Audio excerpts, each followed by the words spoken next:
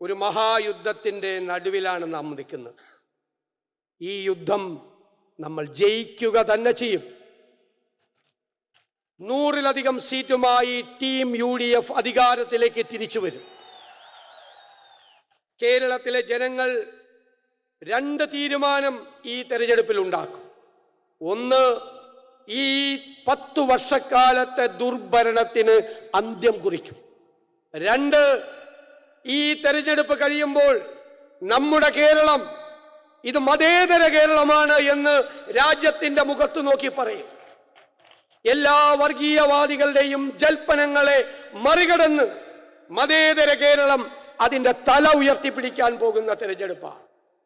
UDFന് നിങ്ങളോട് പറയാനുള്ളത്, എവിടെയെല്ലാമാണ് ഈ ഗവൺമെന്റ് തകർത്തത് കേരളത്തെ, അവിടെയെല്ലാം നമ്മുടെ UDF കേരളത്തെ പുനർജനിപ്പിക്കും. ഈ കേരളത്തെ ഇന്ത്യയിലെ 1ാമത്തെ സംസ്ഥാനമാക്കി നമ്മൾ മാറ്റും. ചിലർ സംശയം പ്രകടിപ്പിച്ചു. പുതുയുഗയാത്രയുടെ സമാപന സമ്മേളനത്തിൽ പ്രിയങ്കരനായ രാഹുൽജി 5 ഗ്യാരണ്ടികൾ പ്രഖ്യാപിച്ചു. അത് നടക്കുമോ? നടത്താൻ എങ്ങനെ കഴിയും? അതെല്ലാമാണ് ചർച്ച. ഞാൻ നിങ്ങളോട് പറയുന്നു, UDFന് വേണ്ടി പറയുന്നു, ആധികാരികമായ ചർച്ചകൾ UDFും കോൺഗ്രസ് നേതൃത്വവും ഉൾപ്പെടെ നടത്തിയിട്ടാണ് പ്രിയങ്കരനായ രാഹുൽജിയെ കൊണ്ട് 5 ഗ്യാരണ്ടികൾ പ്രഖ്യാപിച്ചത്. UDFന് നിങ്ങളോട് പറയാനുള്ളത്, എവിടെയെല്ലാമാണ് ഈ ഗവൺമെന്റ് തകർത്തത് കേരളത്തെ, അവിടെയെല്ലാം നമ്മുടെ UDF കേരളത്തെ പുനർജനിപ്പിക്കും. ഈ കേരളത്തെ ഇന്ത്യയിലെ 1ാമത്തെ സംസ്ഥാനമാക്കി നമ്മൾ മാറ്റും. ചിലർ സംശയം പ്രകടിപ്പിച്ചു. പുതുയുഗയാത്രയുടെ സമാപന സമ്മേളനത്തിൽ പ്രിയങ്കരനായ രാഹുൽജി 5 ഗ്യാരണ്ടികൾ പ്രഖ്യാപിച്ചു. അത് നടക്കുമോ? നടത്താൻ എങ്ങനെ കഴിയും? അതെല്ലാമാണ് ചർച്ച. ഞാൻ നിങ്ങളോട് പറയുന്നു, UDFന് വേണ്ടി പറയുന്നു, ആധികാരികമായ ചർച്ചകൾ UDFും കോൺഗ്രസ് നേതൃത്വവും ഉൾപ്പെടെ നടത്തിയിട്ടാണ് പ്രിയങ്കരനായ രാഹുൽജിയെ കൊണ്ട് 5 ഗ്യാരണ്ടികൾ പ്രഖ്യാപിച്ചത്. അത് നടപ്പാക്കാനുള്ള ആർജവവും അത് നടപ്പാക്കാനുള്ള പദ്ധതികളും അതിനായി ഖജനാവിൽ പണം നിറയ്ക്കാനുള്ള ഉത്തരവാദിത്വവും UDFനുണ്ട്. ആദ്യത്തെ 2 ഗ്യാരണ്ടികൾ സ്ത്രീകൾക്ക് വേണ്ടിയുള്ളതാണ്. KSRTC ബസ്സിൽ ഇനി നിങ്ങൾക്ക് സൗജന്യ യാത്രയാണ്. ഒരാളും നിങ്ങളോട് പണം ചോദിക്കില്ല. 2, കോളേജിൽ പഠിക്കുന്ന പെൺകുട്ടികൾക്ക് മാസം 1000 രൂപ അയച്ചു കൊടുക്കും. അവർ പഠിക്കട്ടെ, അവർ പഠിച്ചു മിടുക്കികളായി ഈ കേരളത്തിന്റെ അഭിമാനങ്ങളായി അവർ മാറട്ടെ. നമുക്കറിയാം, ഇന്ത്യയിൽ ഏറ്റവും കൂടുതൽ ചികിത്സാ ചെലവുള്ള 1ാമത്തെ സംസ്ഥാനം കേരളമാണ്. 70%. UDFന്റെ വാഗ്ദാനം അത് 1ാം ഘട്ടത്തിൽ ഇപ്പോഴുള്ള ചികിത്സാ ചെലവ് നേർപകുതിയാക്കി കുറയ്ക്കുമെന്നതാണ്. ശ്രീ അശോക് ഗെഹ്ലോട്ട്ജിയുടെ നേതൃത്വത്തിൽ രാജസ്ഥാനിൽ കോൺഗ്രസ് ഗവൺമെന്റ് നടപ്പിലാക്കിയ ആ ഇൻഷുറൻസ് പദ്ധതി ഈ കേരളത്തിൽ നമ്മൾ നടപ്പാക്കുക തന്നെ ചെയ്യും. നമ്മുടെ ചെറുപ്പക്കാർ അവർ വിദേശത്തേക്ക് പോകേണ്ടവരല്ല. ഇവിടെ അവർക്ക് പഠിക്കാനുള്ള വിദ്യാഭ്യാസ സ്ഥാപനങ്ങൾ ഉണ്ടാകും. ലോകത്ത് ആഗോള രംഗങ്ങളിൽ ജോലിയുടെ സ്വഭാവം മാറുകയാണ്.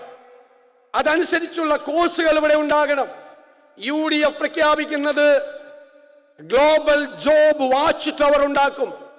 ലോകത്തെല്ലായിടത്തും ആഗോള തലത്തിൽ ജോലിയുടെ സ്വഭാവം മാറുന്നത് അനുസരിച്ച് അതിന് അനുരോധമായ കോഴ്സുകൾ കേരളത്തിൽ ഉണ്ടാകും.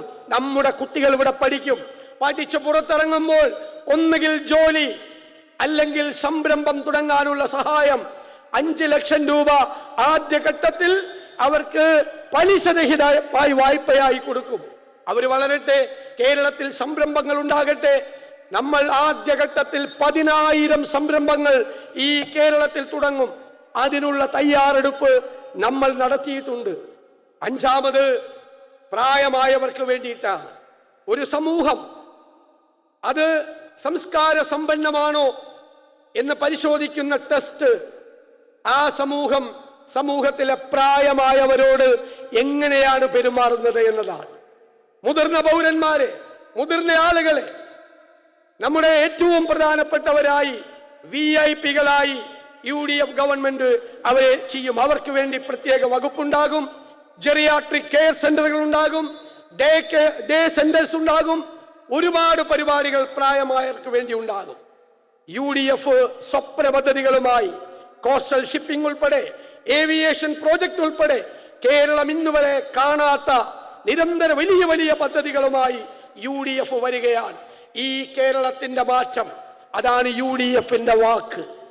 നിങ്ങൾ അതിനുവേണ്ടി കാത്തിരിക്കുക, അതിനുവേണ്ടി കഠിനാധ്വാനം ചെയ്യുക.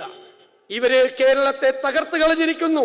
കള്ളപ്രചരണങ്ങൾ നടത്തി ആയിരക്കണക്കിന് കോടി രൂപ ചെലവാക്കി അവരിപ്പോഴും ജനങ്ങളെ വഞ്ചിച്ചു കൊണ്ടിരിക്കുന്നു.